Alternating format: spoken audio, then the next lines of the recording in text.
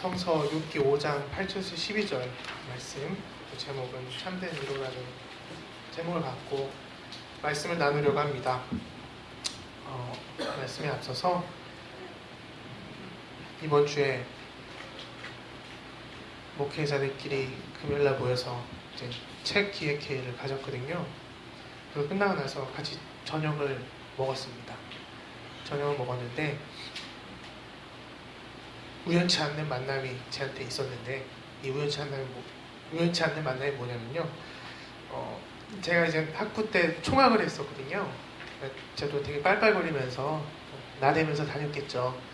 그리고 보이지 않게 잘난 척도 많이 하고, 또 남들 비판도 많이 하고, 또 수업 시간에 질문도 하고 그랬는데, 몇 명에서 저를 벼르고 있던 사람들이 있었던 거죠. 그러고 나서 이제 채플 시간이었어요. 채플 시간이었는데, 제가 보시다시피 눈이 그렇게 크진 않잖아요. 눈은 크지도 않고, 이렇게 지나가면 가끔가다 힐겨보는 느낌이 드나봐요. 사람들이 이렇게 힐겨보는 느낌이 있는데, 제가 이제 힐겨봤다는 거 해서 채플 시간에 채플 카드를 봤거든요. 그걸 쓰고 화장실로 갔습니다. 너무 급해서 오줌을 싸고 있었는데, 옆에서 갑자기 어떤 사람이 툭 치더니, 오줌 싸는 중간이었어요. 툭 치는데 왜 자기 째려보냐고. 제가 어떻게 할 수도 없었고, 그 중간에. 근데 그날따라 또 오줌이 많이 나와가지고 돌릴 수도 없는 막 그런 상황이었어요. 근데 너 왜 째려보냐고, 그런 식으로 살지 말라고 막 갑자기 거기서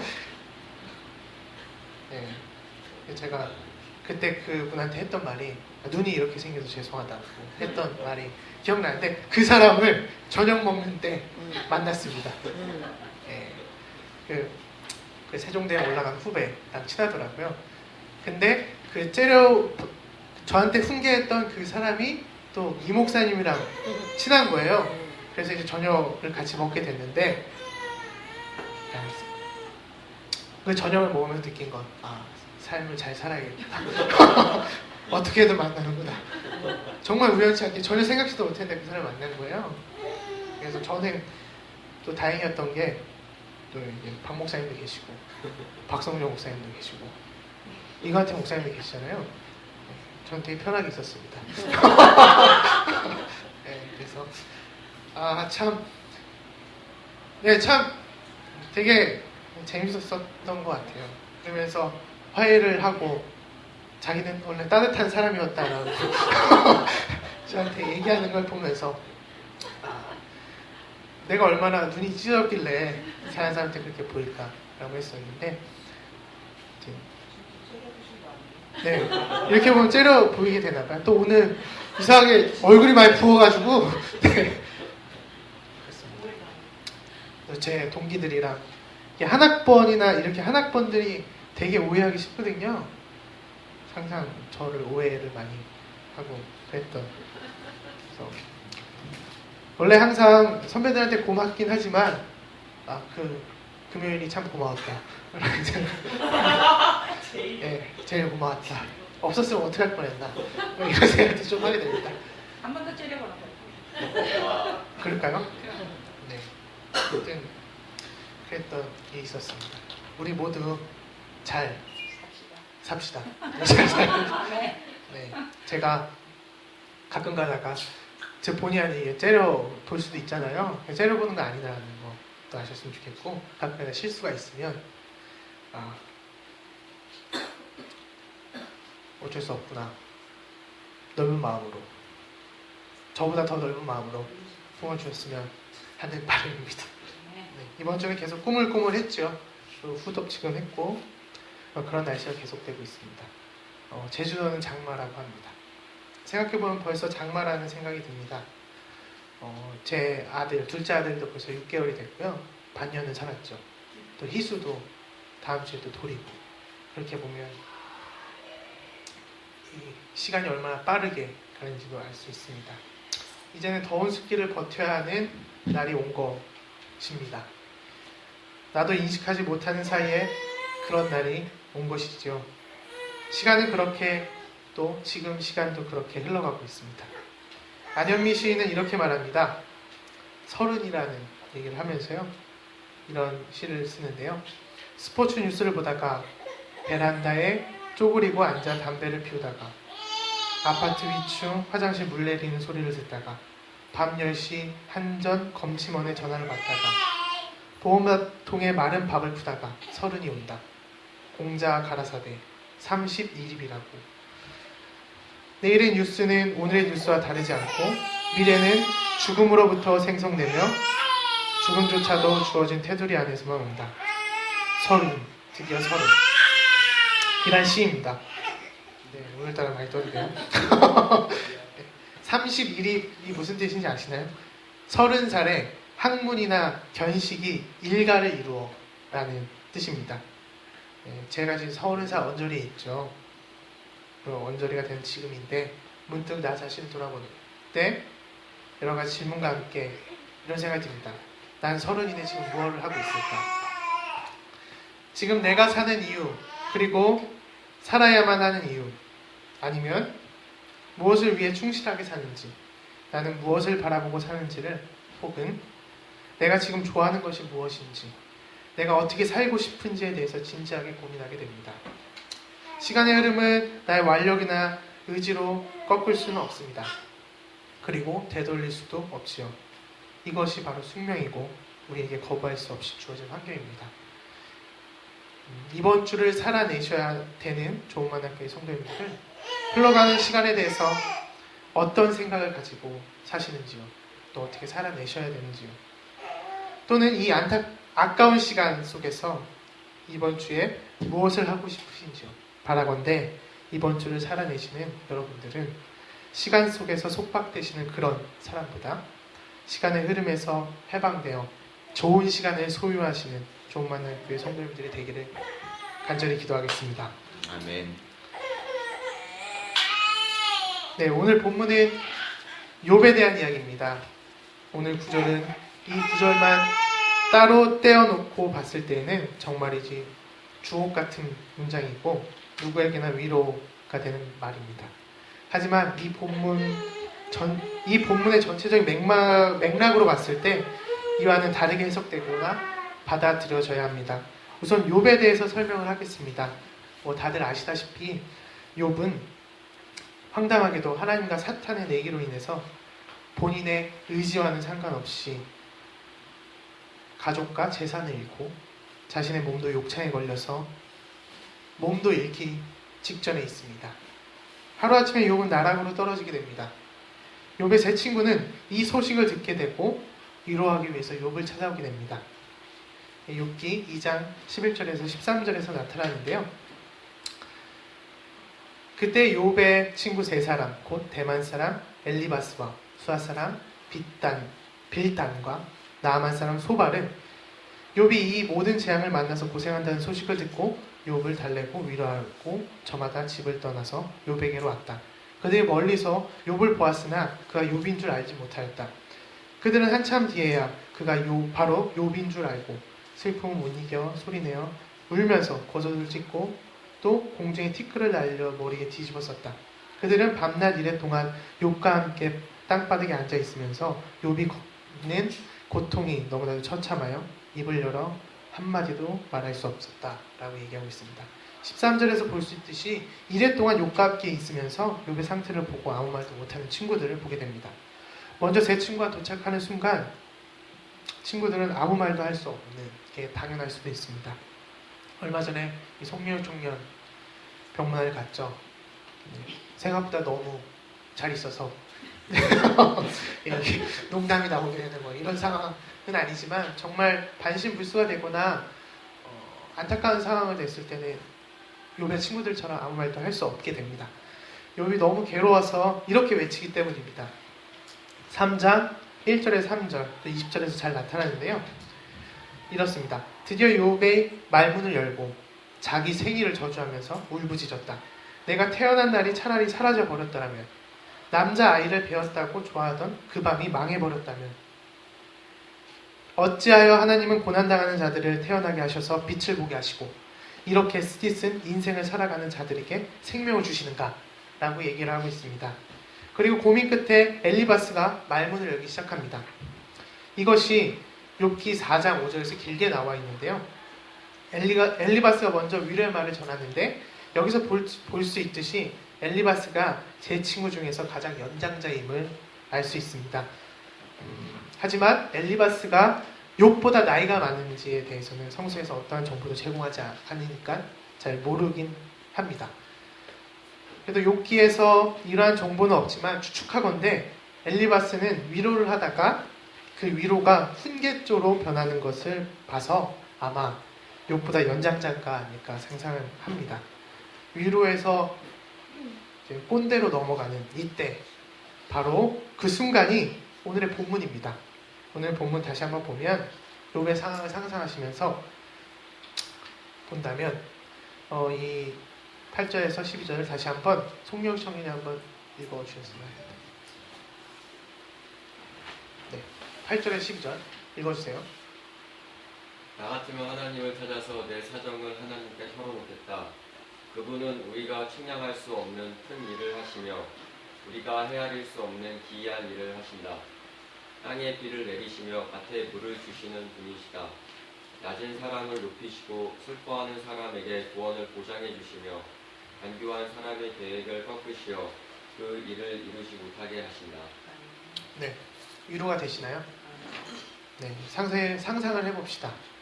내가 하루아침에 길바닥에 나 혼자 있게 되고 자식을 다 잃고 몹쓸병에 걸려 있다면 여러분 지금 엘리바스의 위로가 마음에 와 닿으십니까?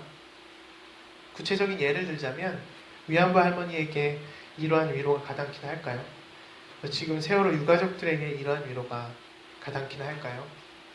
죽을 병에 걸린 이에게 이러한 위로가 가당키나 할까요? 또 속보에서 보시면 아시겠지만 총기 탈취 사건으로 국군 장병 5명이 또 죽었죠. 이 사람들한테 이런 위로가 가당키나 할까요? 이에 욥은 이렇게 답합니다. 이 위로를 받아들일 수 없다는 것이죠. 욥기 6장 1절에 3절에서 이렇게 말합니다. 욥이 대답하였다. 내가 겪은 고난을 모두 저울에 달아볼 수 있고 내가 당하는 고통을 모두 저울에 올릴 수만 있다면 틀림없이 바다의 모래보다 무거울 것이니 내 말이 거칠었다는 것은 이 때문이다 라고 하면서 위로를 받아들이지 않습니다. 엘리바스를 포함한 세 친구들의 위로를 요약하면 이렇습니다. 무고한 자가 고난당하게 하나님이 내버려 두지 않으실 것이므로 욥은 자기 잘못 때문에 불행을 당한다고 말합니다. 그래서 그들은 스스로 하나님의 변호사가 되어서 욥은 하나님이 정당하게 벌하신 죄인이라는 사실을 욥에게 믿게 만들려고 했고 욥을 다시 그들의 나름대로의 바른 길로 이끄는 것이 그들의 목적으로 욥에게 말하고 있는 것입니다. 곧 욥이 스스로 겸손히 하나님께 나와서 자기가 범죄했다고 자백한다면 하나님이 그를 다시 받아주신다고 말하는 것입니다.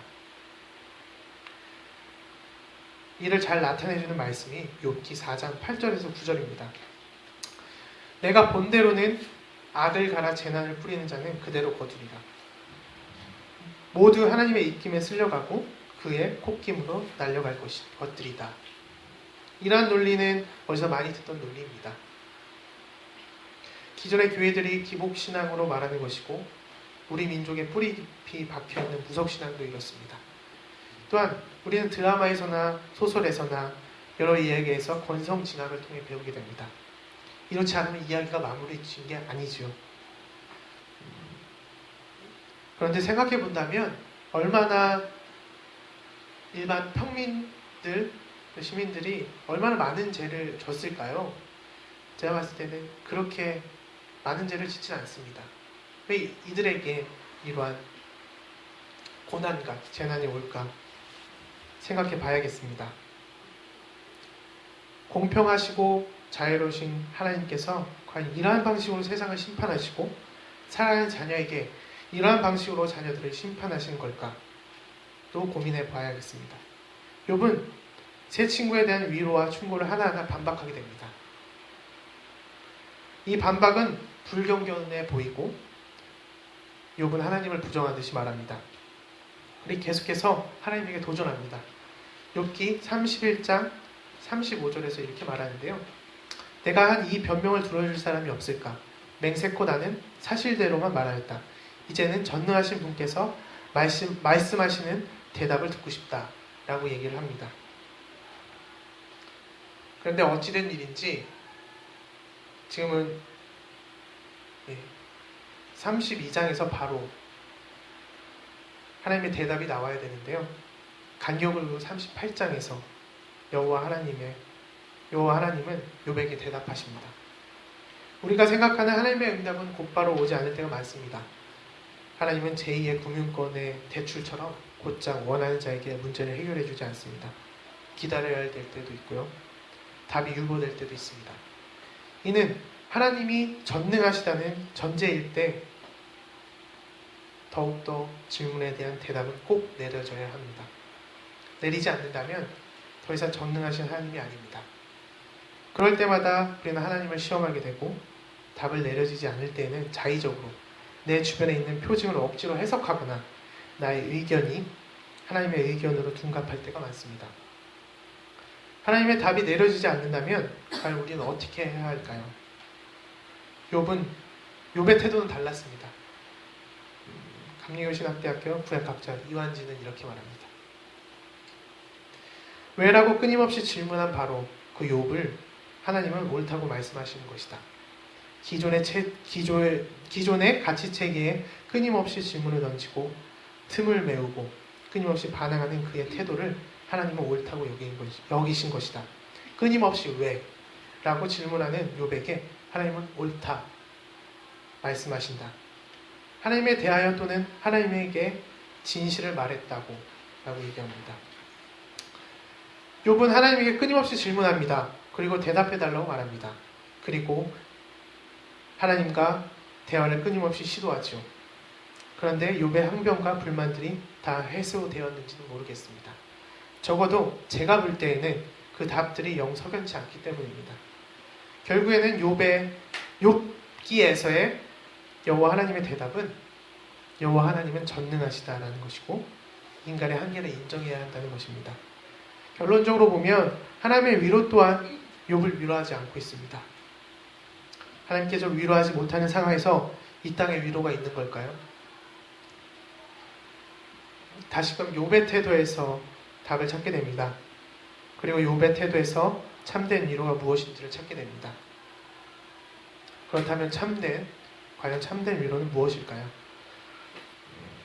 적어도 참된 위로로 가는 길의 시작은 절망의 상황이나 위로가 필요한 이들에게 왜라는 질문을 하게 만드는 것이고 왜라는 질문에 답을 찾을 수 있게 도와줘야 하는 것입니다.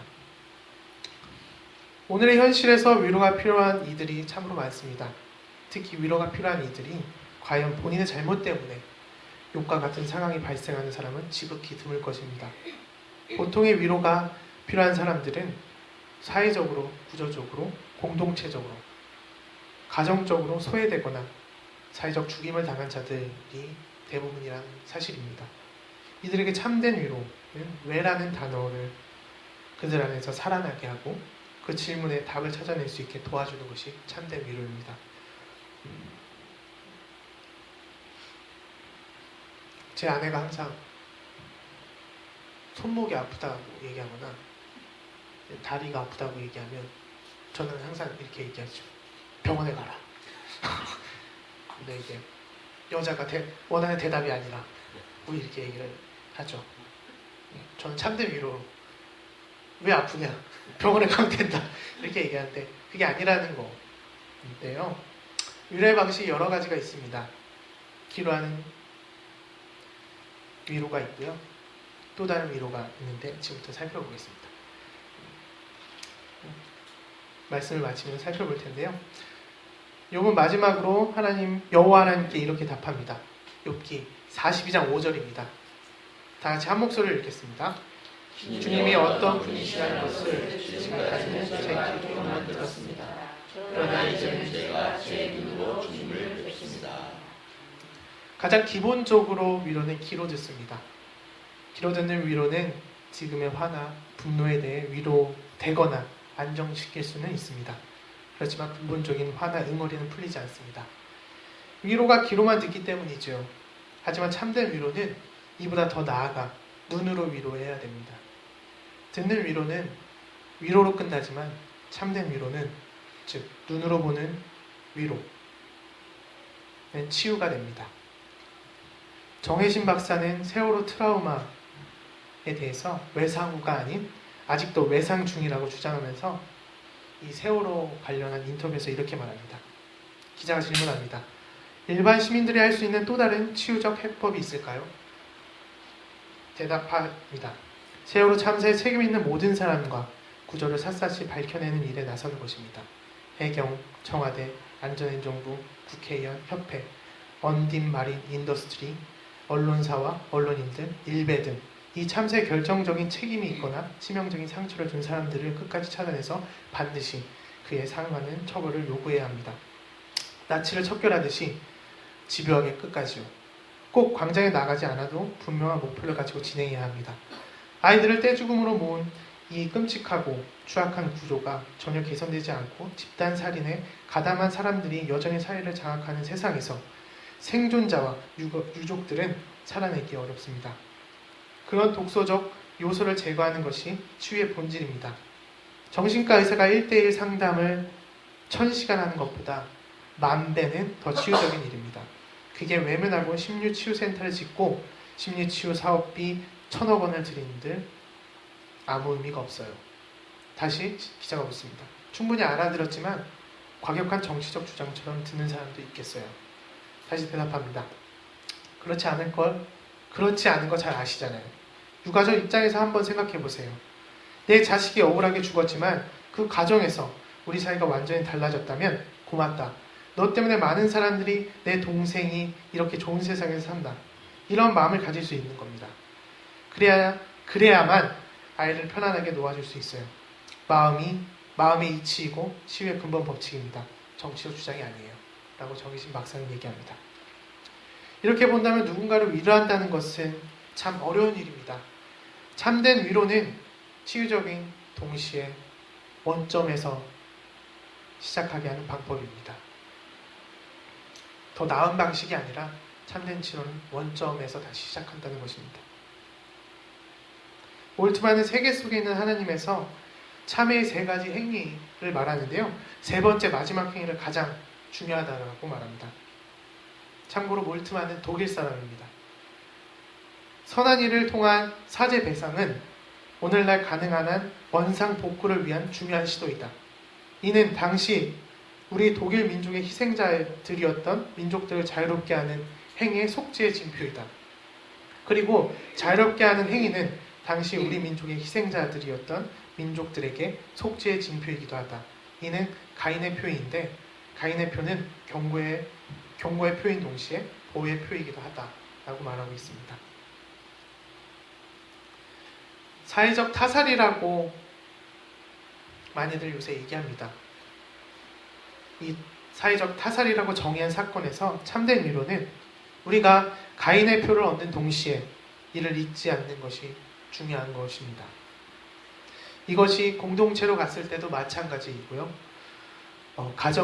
가정으로 돌아갔을 때도 마찬가지입니다. 참된 위로는 적어도 제가 생각했을 때는 눈으로 그 위로를 봐야 된다는 것입니다.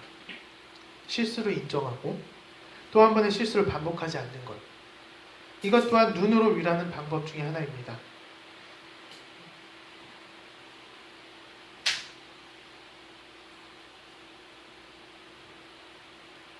제가 너무 고차원적인 것을 요구할 수도 있겠지요. 저도 이제 노력해 보려고 합니다. 참된 위로를 하기 위해서. 오감으로 느낄 수 있는 그 위로가 필요한 것이죠. 생각보다 쉽지 않아서 누군가에게 이걸 강요한다는 것은 누군가에게 폭력이 될 수도 있고 누군가에게는 커다란 시험이 될 수도 있을 것 같습니다. 이번 주 살아가시면서 참된 위로를 할 수 있는 우리 모두가 되기를 간절히 바라겠습니다.